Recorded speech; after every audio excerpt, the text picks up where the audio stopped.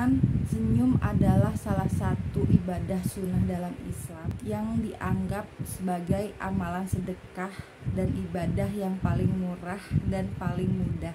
Namun senyum ini hanyalah salah satu dari sekian banyaknya ibadah yang dianjurkan untuk dilakukan umat muslim. Dengan demikian, mereka yang menggunakan cadar bisa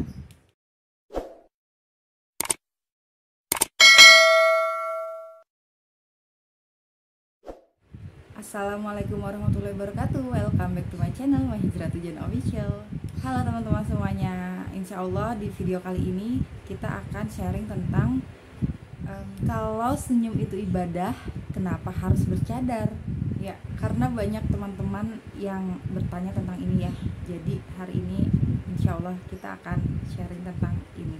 Yang kita tahu selama ini senyum adalah suatu ibadah sedekah yang paling murah dan paling mudah yang bisa dilakukan siapa saja. Tapi teman-teman, dalam hal ini senyum yang dilakukan untuk ibadah harus dilaksanakan secara ittiba, yang tentunya harus sesuai dengan tuntunan syariat. Senyuman yang dikhawatirkan akan menjatuhkan kehormatan dan mendatangkan fitnah tentu saja harus dijauhi. Adapun senyuman yang mendatangkan kebaikan dan tidak merusak kehormatan seseorang, itulah senyuman yang bernilai ibadah dan juga suatu sedekah yang bernilai ibadah. Seperti yang disebutkan dalam hadis, senyummu di hadapan saudaramu adalah sedekah bagimu. Hadis riwayat Tirmizi. Ikhwan dan akhwat diwajibkan untuk menjaga pandangannya dengan tujuan untuk menjauhi fitnah, menjaga kehormatan, dan menepis bisikan syaitan. Dan salah satu pilihan wanita dalam hal ini untuk melindungi kehormatannya adalah dengan menggunakan cadar. Mereka yang menggunakan cadar tentu bisa melakukan senyum, tetapi hanya kepada sesama wanita, keluarganya, anak-anak, dan mahramnya saja.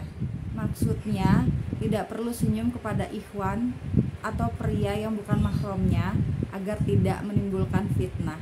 Dan mereka semua yang menggunakan cadar tentu tetap bisa melakukan banyak sekali ibadah sunnah sedekah selain senyum. Dan tersenyum dalam ibadah hukumnya sunnah, sehingga bisa dilaksanakan, bisa juga tidak. Dan cadar pun menurut pendapat ulama yang terkuat adalah ibadah sunnah, bukan wajib, walaupun sebagian ulama yang lain menghukuminya wajib. Jadi bisa dilakukan tergantung pilihan, keinginan kita masing-masing.